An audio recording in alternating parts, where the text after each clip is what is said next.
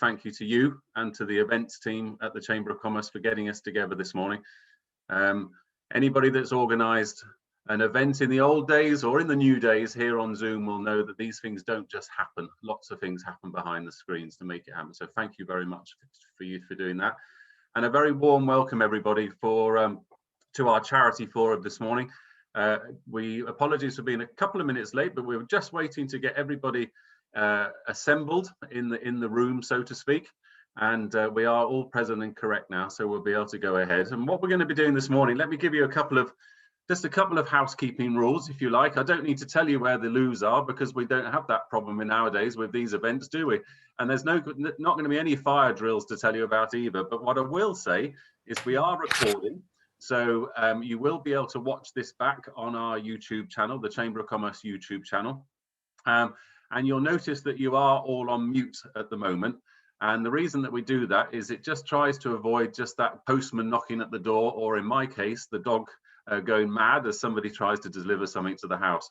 But what it allows us also is if you have any questions or any comments that you'd like to do, use the chat function on the Zoom, and then we will be able to come to those questions later on.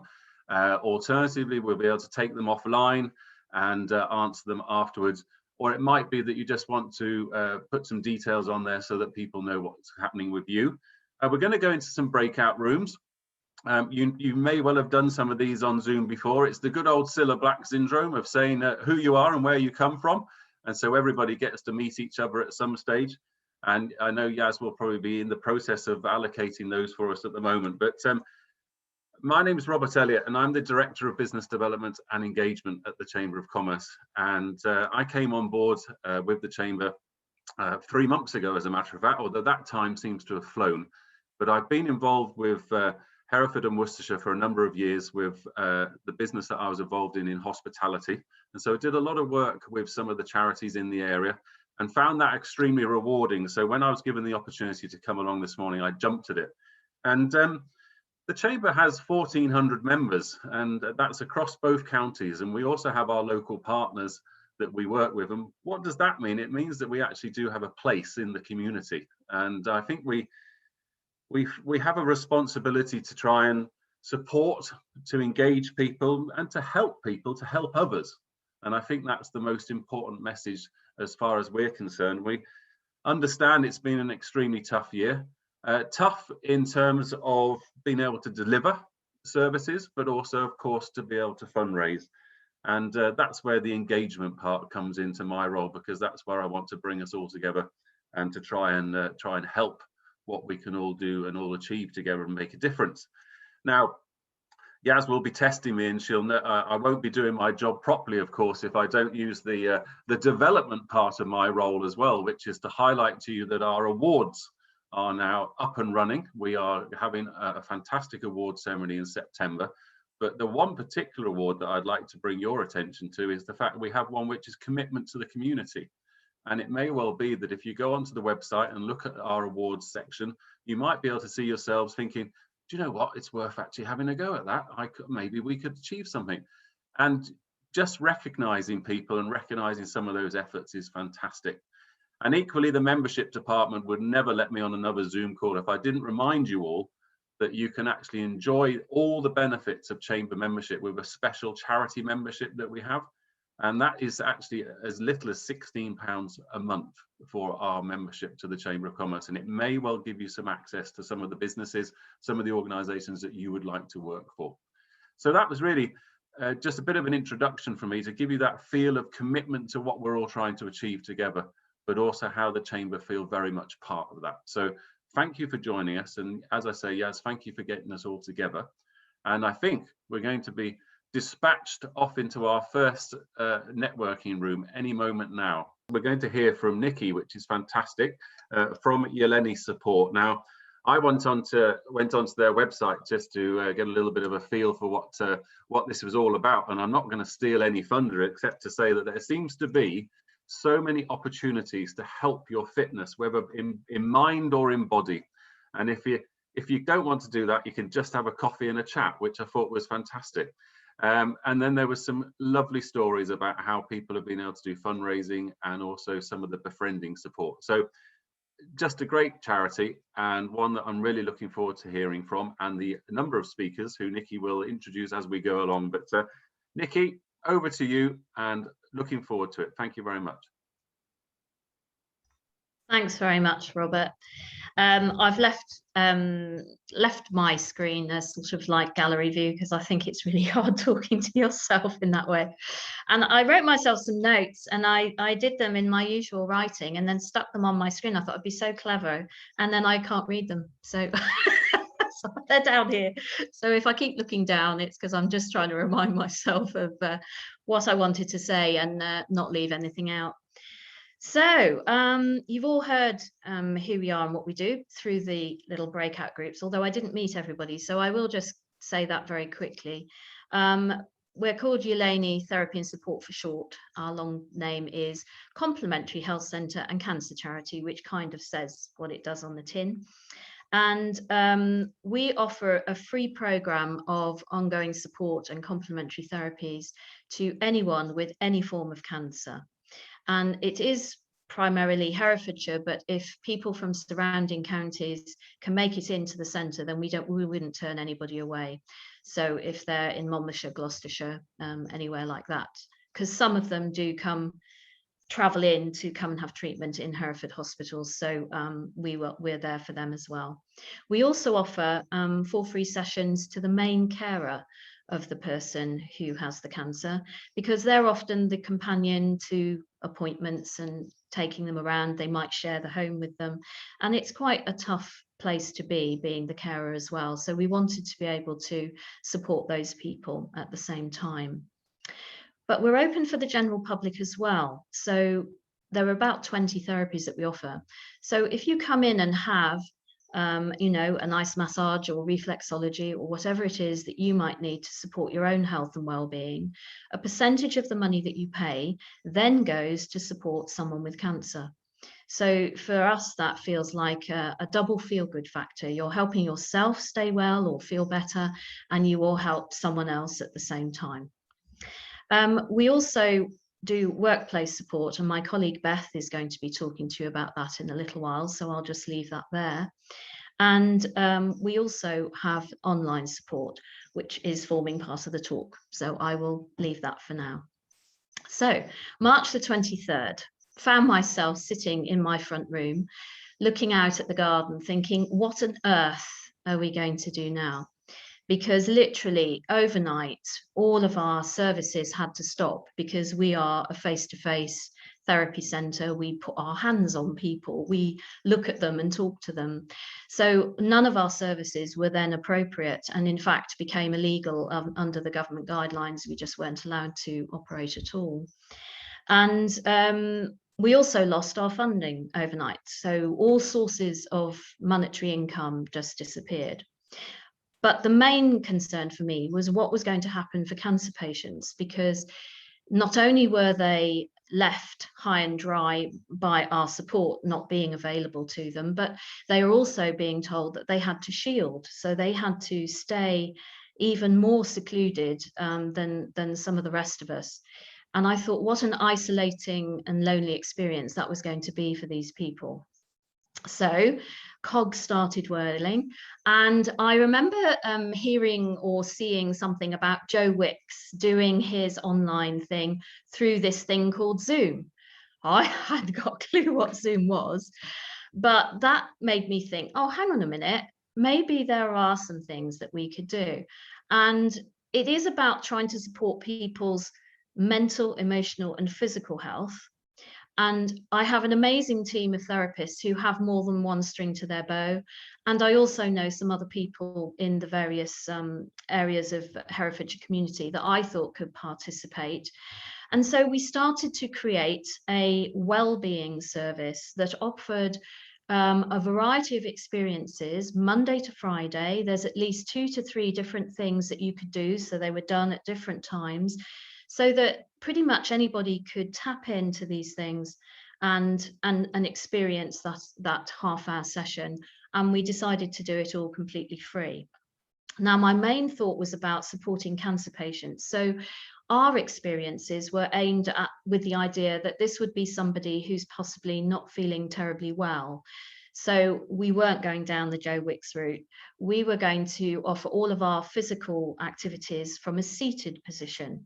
So we've got seated yoga, seated Tai Chi, seated ballet, and seated exercise. So those were the physical aspects. We also then created relaxation meditation, which I do myself. And that's taking people on a guided journey, focusing on the breath, mindfulness, and relaxing the body and the mind through that. We have a coffee and chat club, which one of our speakers will be able to tell you about, which is just an opportunity for people to come together and sit and have a bit of a chat. And a crochet group, which was already in existence before, but obviously they couldn't meet as a group in real time. So they created a virtual environment where they were sitting there doing their crochet, their knitting, whatever, and having a chat. And then we had some mental, emotional well-being sessions, which were aimed at varying ways of helping people deal with perhaps anxiety. That was quite a prominent one, insomnia, all the very stressy related symptoms that people were experiencing due to the pandemic and the lockdown experience. So this all went live, and at the same time, I also realised that for some cancer patients, just being able to have a weekly call with someone, just have a chat with someone, because some people, we're lucky if we've got a family around us who, you know, we're regularly Zooming with or chatting to, but some people live on their own, some people don't really have family, some people wouldn't have the opportunity or would even struggle to get onto Zoom in the first place, but picking up a phone was possible. So we then created a befriending call service, and that was done through our counsellor, Sue Colley. Now, she wasn't ringing up in a counselling capacity, she was just ringing to have a chat. However, if the person she was talking to was starting to exhibit maybe more concerning mental health issues, then she was perfectly placed, A, to deal with that, and B, to signpost them to the correct sort of facility. So we felt that that was a pretty secure way of handling a variety of different people from different backgrounds who may present different issues. Some she was capable of dealing with herself, and some then she was able to signpost on. Certain therapies lent themselves to being done online, so we were able to offer counselling, hypnotherapy, something called emotional freedom technique, which is like a tapping system, which helps to break ways of people who are suffering with anxiety, and you can interrupt that anxious thought by doing this sequence on the body. And also often people with cancer, particularly breast cancer, will experience lymphedema, which is a swelling where lymph nodes have been removed and then the fluid in the body isn't being dispersed properly. So we could offer self-help, it's called manual lymphatic drainage. It's a very specialized way of doing self-massage, but we were able to offer that through the medium of Zoom as well. So this whole new world opened up. It was something that we had never thought of before. We didn't have any online work that we did at all. All of our stuff was entirely face-to-face.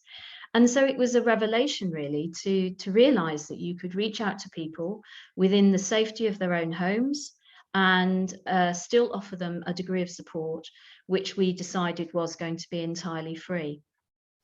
We were about to deliver a series of workshops which were aimed at supporting the carers of people with cancer, and that literally was due to happen in March, and of course it didn't.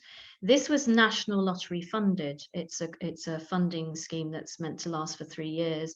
So we had this tranche of money that we then couldn't use. But we approached the National Lottery funding and said, look, could we repurpose this amount so that we could set up this online service? And I think that really was a proactive thing to have done, which enabled us to continue to pay the therapists who were involved, pay them for their services, and also to utilise the money that we had got, because we couldn't just spend it on anything. It had to be something that was considered worthwhile. And they were totally behind that and thought that was a great idea.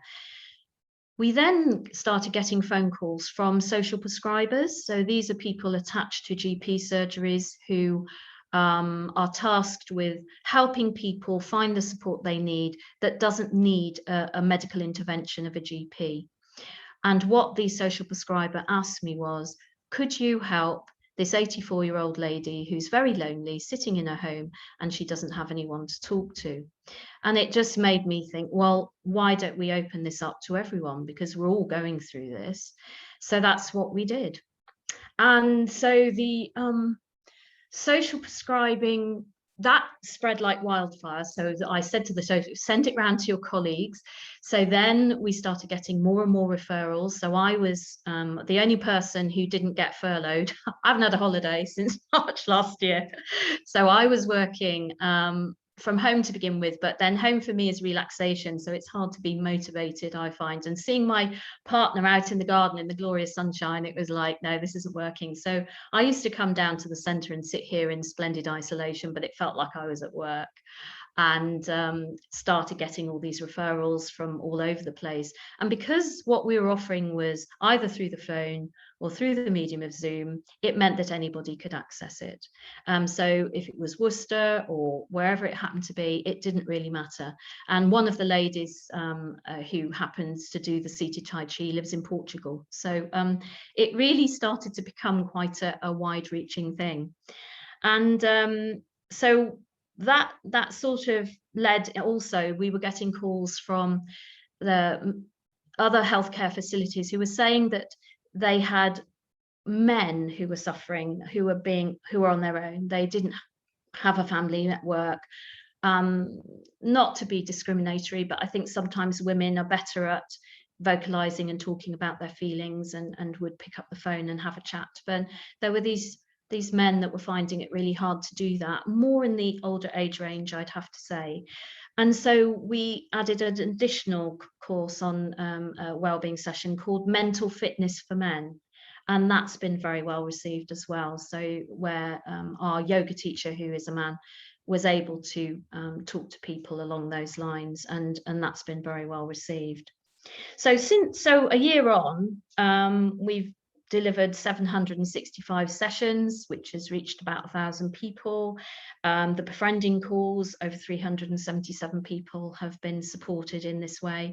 And, you know, those people have come and gone as the various lockdowns happened and shut and so on and so forth. And what we're seeing now, although all of our online services are still alive and running because their demand is there, I personally anticipate as we come out of this lockdown, those figures will probably start to dwindle as people can reconnect with families, can travel around more freely, and the weather is nice.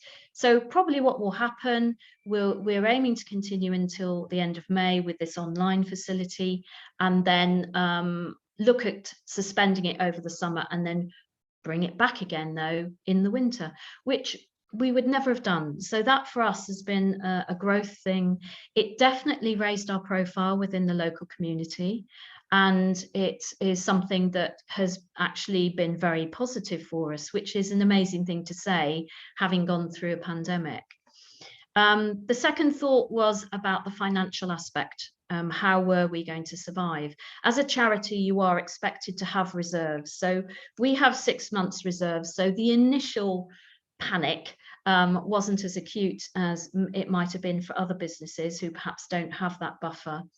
But it did give rise to concerns when certain grant funding bodies that had traditionally regularly given us grants year on year, and we were waiting to hear back from them, we heard back from them and they were saying, sorry, we're not giving grants out at the moment, which to me was just like, but this is a time when charities need you more than ever. So that was quite a surprise, but they were waiting because it's all linked into stocks and shares and so on and so forth. So they were just waiting to see what happened. So we didn't get anything there. However, there were other grants then that sprang up as a result of the COVID situation. And because we had a product, we had something that we were doing, they were able then, or happy, to give us grants towards that. So some of the grants were for paying for the Zoom costs, and some were for helping to pay for the people to deliver these particular therapies and things online. And of course, we did utilize the furlough system. We have 4 part-time people here. I have a part-time administrative role, so I didn't furlough, but my other 3 colleagues did reception and grant funding and community liaison. It's quite an isolating experience for me to not be able to talk to them and not be able to communicate really. So we brought the development coordinator back off furlough, but we've always maintained very low overheads. We've always tried to make our running costs as low as possible. And we had a very philanthropic landlord who agreed to waive the rent, which was, you know, a massive saving of £1,000 a month. So we were very fortunate in that respect. We obviously, all our fundraising, the things that you normally do, people holding events, all that sort of thing, all came to a grinding halt. But again, thinking outside the box a little bit, we'd already printed thousands and thousands of letters for the lovely running postman, Mike Chandler. He would normally run the marathon, and the marathon got cancelled. So we decided to hold a virtual marathon. And so he ran on a treadmill up at point 4. And then 10 of us dressed up as in various, I was Batgirl. And we ran alongside him in 20-minute episodes. I mean, that was enough. Thank you. That was enough to do. And we sent all the letters out and did it. And it raised £27,000. So it was just phenomenal to have been able to do that in that session. And it was tremendous fun. And it made us realize that you could do things in a virtual way. It was all videoed, and then we were able to share that around, and it worked really, really well. And then because we were very visible on our social media, things like that, a 3-year-old girl decided with her mum, who was a nurse, that she wanted to walk and raise money for us. So bless her, she walked 10 miles over 4 weeks. It was so amazing. And she raised money for us as well. I turned 60 recently, and instead of presents, I asked people to donate. So I was able to raise £600 that way. So, you know, it was trying to think of other ways of doing things. And it feels now we've reopened that we've really grown, and we've really sort of created more resilience. You know, if you can survive the pandemic, then what else could you, you know, it really sort of helped you understand what you are capable of doing, which was amazing. So I think the best person who can perhaps describe what happened and how it's been is my lovely friend Viv. So I'd like to hand over to her now. And when Viv has said what she'd like to say about what happened during the pandemic for her, my colleague Beth will come in at that point. Over to you, Viv.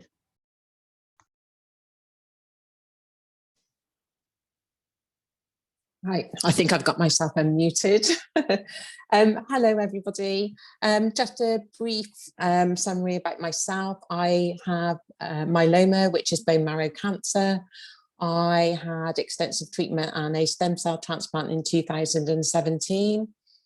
Found myself, after all the doctors and nurses had gone, with nowhere really to go. The support group for myeloma is a lot older people, so 60, 70 and 80s.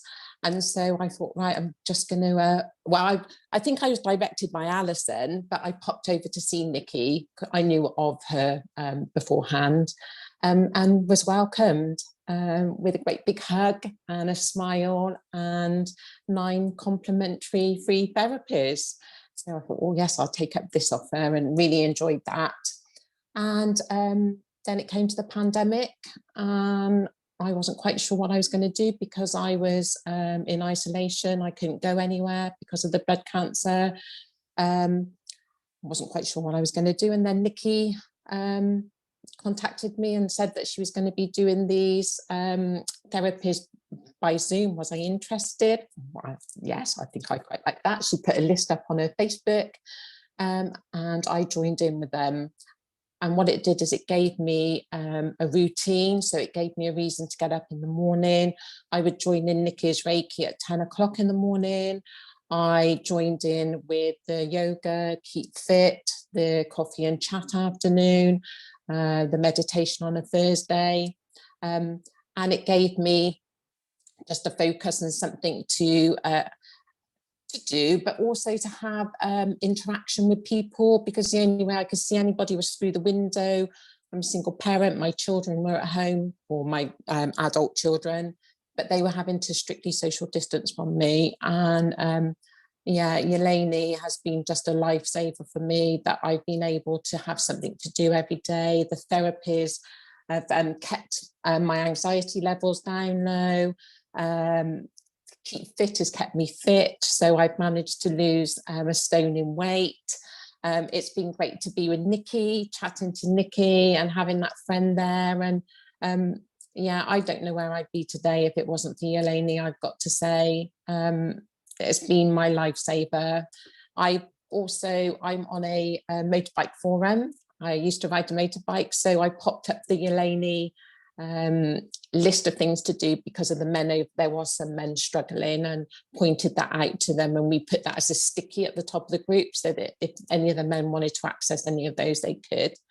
And I've just recently pinned it to another group of ladies, and they're up north, and just spreading the word about how exciting, how lovely, how kind, just yeah, really good for your well-being. And yeah, so thank you, Nicky. I don't know where I'd be today if it hadn't have been for you. I think I'd be in a quite a dark place, really.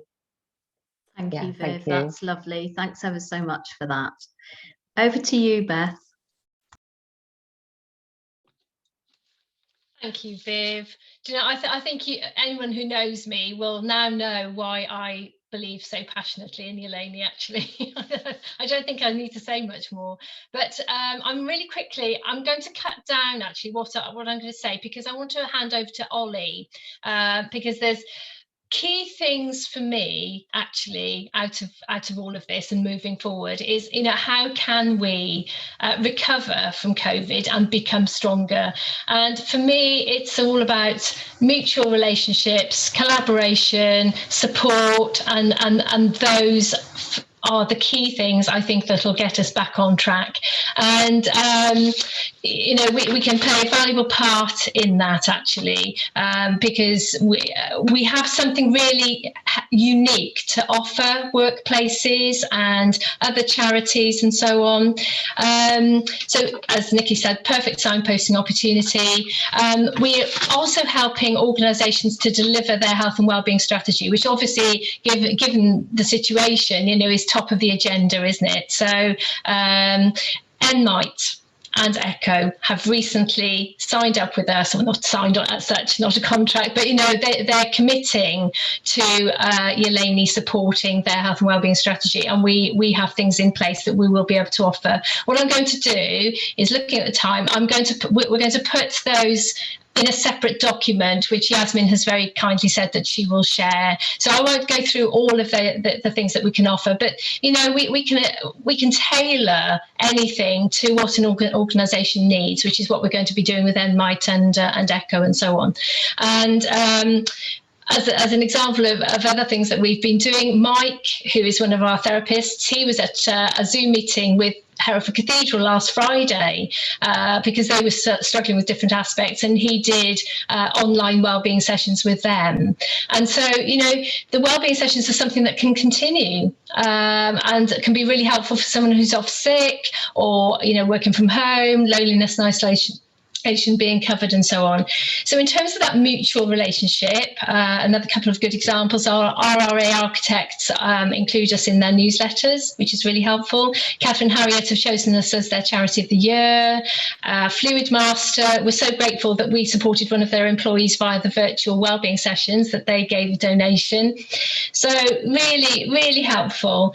And I think what we need to do is shout from the rooftops, actually, you know, to friends, family and workplace colleagues, that they don't have to struggle with mental health and physical health issues alone, that there are lots of wonderful organisations out there, many of whom are here today. The Little Princess Trust, you know, Herefordshire Mind, Phoenix Bereavement. There are lots of organisations who are seeking to support the health and well-being of people in their community. So I think that's really all I need to say.